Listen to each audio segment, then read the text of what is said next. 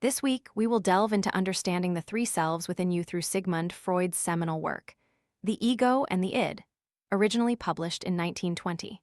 Freud, often hailed as the father of psychoanalysis and one of the three Jews who transformed modern thought, posited that human understanding of consciousness is merely the tip of the iceberg. It is the subconscious, hidden deep beneath the surface, that holds true significance, influencing our psychology and emotions. This classic psychology book will guide you to recognize that within you exist three selves: the id, the ego, and the superego, also known as instinct, ego, and superego. This constitutes a crucial model of the mind within the psychoanalytic school of thought. The relationship between instinct, ego, and superego can be illustrated by a famous image: a chariot carrying passengers. The harnessed horse represents the instinct, the rider in the middle is the ego, and the passengers gesturing wildly at the back are the superego. Here, instinct represents desire. As instinct, you operate on the pleasure principle, driven by immediate gratification and expressing the most unconscious human urges. The ego represents reason. When the ego within you takes charge, it attempts to transform pleasure principles into reality principles, helping you take responsibility and handle life's tasks.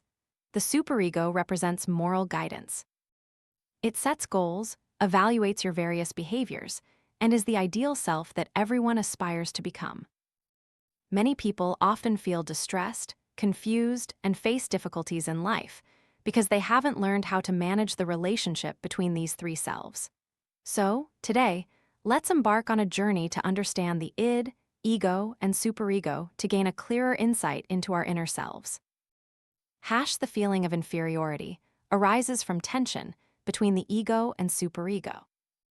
Have you ever felt this way? You know you have unique strengths and talents, and you've excelled at many things, yet you constantly feel inadequate compared to others.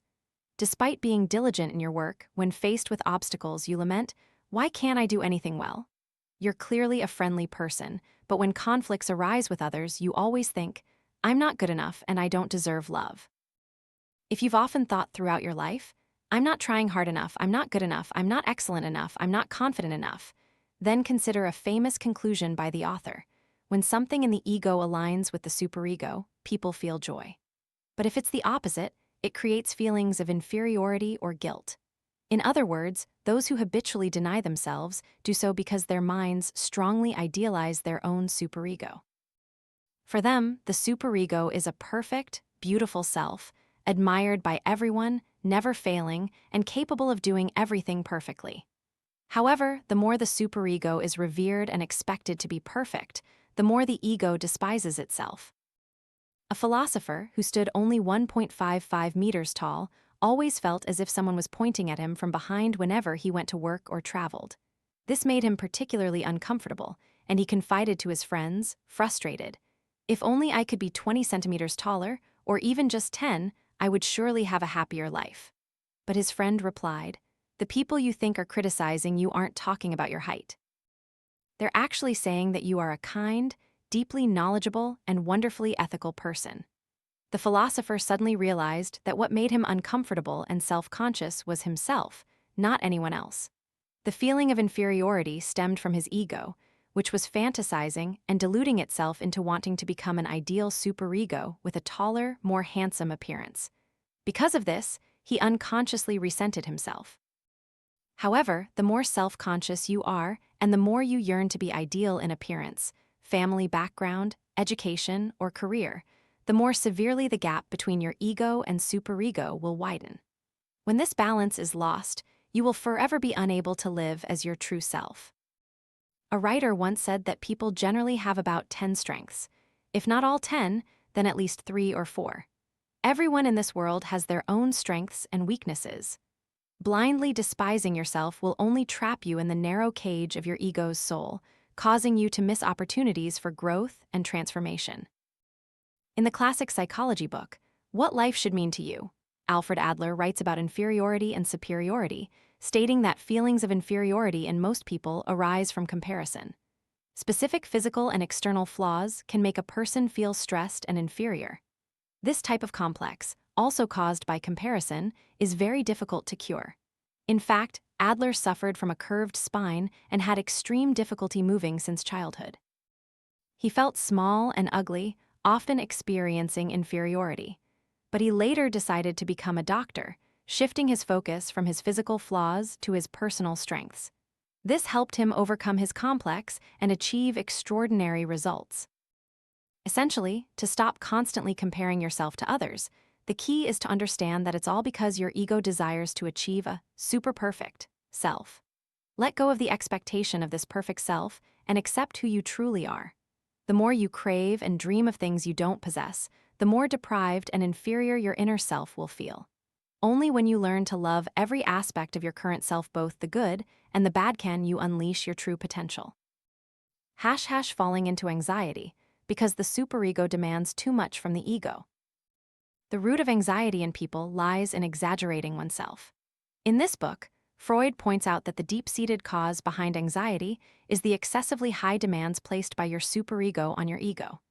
You'll find that some people have a superego that sets low demands, allowing the ego to easily coordinate the relationship between the instinctual self and the superego. If all three coexist peacefully, there will be no blind anxiety or restlessness in the heart. However, some individuals have a superego that always demands a lot, while their ego's ability to master these demands is limited. It cannot overcome the obstacles of instinct. At this point, all three pull against each other, and the person feels anxious and depressed internally. In other words, once you set excessively high demands for yourself and don't allow yourself to make mistakes, anxiety will multiply. If left unchecked, it will spread like a poison until it consumes your entire mind and destroys your life. Social psychologist Barry Schwartz discovered through research that there are two types of people. The first type always seeks all possible options to choose the best, called maximizers. The second type is content once they find an acceptable option. They are called satisficers. The first type spends more time choosing, and their choices appear much more perfect than those of satisficers. However, sadly, no matter how perfect their choice, they may still be dissatisfied with their decision. Even more regrettably, overall, maximizers tend to feel less happy, more pessimistic, more self-conscious, and have lower life satisfaction compared to satisficers. They are also prone to regret, self-blame, and depression. A large number of psychological studies have confirmed that a high-demanding mindset leads to depression, anxiety, and a reduced quality of life. You might think that a superego with high demands on the ego helps you improve. But in a study, Ellen Langer, a positive psychologist at Harvard University, explored the impact of openness to flaws through an experiment. She randomly divided participants into 3 groups and asked them to give speeches. Group A believed they had to prepare perfectly and were not allowed to make mistakes. These were the perfectionists. Group B believed mistakes were unavoidable. These were individuals with a self-forgiving mindset. Group C thought that the speech might contain one or more unexpected errors. These were individuals with curiosity and openness. The results showed that Group C felt the most comfortable and least anxious during their presentations and generally received the highest ratings from the audience. This happened because these individuals appropriately lowered the demands of their superego. Instead, they focused solely on their own experience. Therefore, don't be afraid to make mistakes. Making mistakes is not something we should avoid. Once a mistake occurs, we shouldn't just use self-comfort and appeasement to resolve it. Making mistakes can be encouraged and celebrated. It can even lead to better performance. Try to remember how boldly you made mistakes as a toddler learning to speak. You know you uttered countless meaningless words then, but were you anxious? We weren't anxious at all. Instead, we gradually learned everything joyfully. So, try to recall now, when did you first develop an aversion to making mistakes, to the point where you constantly demanded perfection from yourself and became fearful and lost? It's time to allow yourself to pause and not be so harsh on yourself. Let the 3 selves within you live in peace, and anxiety can then be relieved. True progress is not about being anxious while demanding more of yourself, but about embracing self-acceptance as you journey and experience the joy of progress. Inability to escape the past, because the ego does not accept the instinct. Freud observed a phenomenon in 2-year-olds. When their mother leaves, children will repeatedly throw toys out of the crib, then clumsily pick them up. The child's purpose is to avoid their own helplessness and alleviate the sorrow caused by separation. The author called this phenomenon repetition compulsion. When a person is unwilling to accept the weaknesses of their instinctual self, they will be unable to escape the prison of negative emotions and will only continue to repeat a cycle of suffering. I know a friend who, as a child, was often sent to stay with relatives or neighbors for a few days because her parents were busy working far away. The fear of unfamiliar surroundings and a strong sense of abandonment gradually made her unwilling to express her true feelings. As an adult, she often struggled in intimate relationships. She rarely asked her partner for help and only spoke up after she had resolved everything herself. Her relationships never lasted long because her partners felt she was too distant. Clearly, she yearned for an intimate relationship but was afraid of being abandoned again, so unconsciously, she chose to isolate herself. This is an expression of not accepting the vulnerable instinctual self. When you are hurt, the sorrows and despair stemming from instinct are like bruises accumulating in your subconscious. No matter how hard you try to avoid, deny, or protect yourself, they will repeatedly drag you into suffering. The only way we can escape is to honestly confront the feelings of the instinctual self. A person experiences suffering, but if they do not feel the pain, experience the pain, and reconcile with themselves, the pain will never be released. The reason you cannot live the life you want is because the ego doubts the superego. The French psychologist Gustave Le Bon's book, The Crowd, A Study of the Popular Mind, profoundly influenced Freud. This book introduces the theory of the collective unconscious. What is the collective unconscious? When a drop of water is still a drop of water, it can be rainwater, river water, or seawater. But when it merges with other drops, it becomes just one molecule of river water, one molecule of seawater. Similarly, we are isolated individuals. We once maintained relatively distinct personal characteristics. Some people have warm personalities, while others have distant temperaments. When we integrate into a group, our individual personalities are often submerged by the group. Our thoughts are replaced by the group's thoughts. When facing a group of people, we more or less restrain our expressions and suppress our emotions.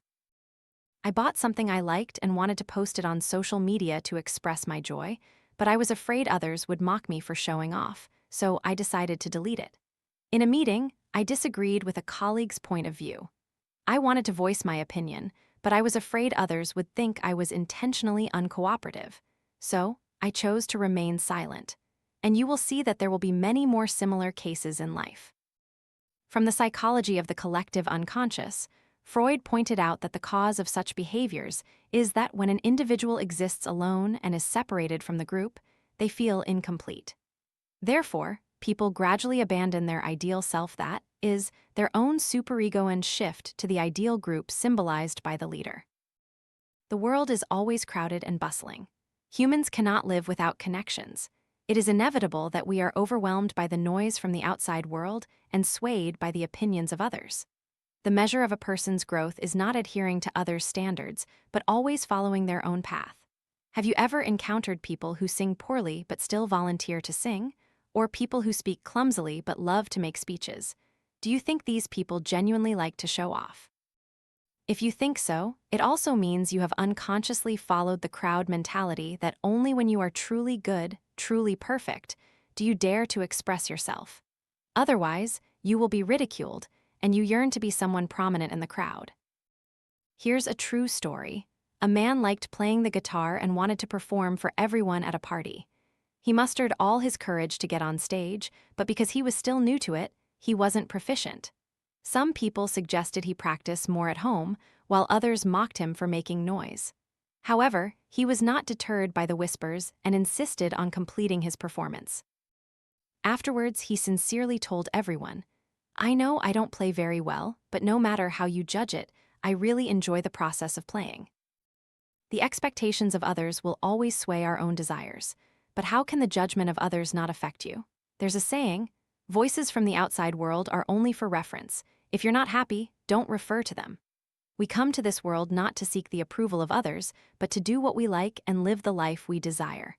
But that doesn't mean you should defy everything and disrespect those around you. It means you need to have a correct self-perception. When among a group, Don't look up to some external ideal. No matter how much you try, you cannot please everyone. Instead of worrying about the gains and losses in the evaluations of those around you, it is better to focus on your inner desires and strive to live according to your own ideal path. As the author said, the root of human suffering lies in the incompatibility between subjective desire and objective reality. We always tend to exaggerate the difficulties of objective reality, believing that all suffering comes from life's ups and downs and the misfortune of circumstances. But in reality, by knowing that you have three selves, you will understand which self is dominating and creating imbalance within you at any given moment. It is your own subjective desires that play a decisive role in your destiny. Do not indulge in instinctual desires. Do not immerse yourself in the ego's expectations or fears when judged by others. And do not be led astray by the superego's excessive demands for perfection.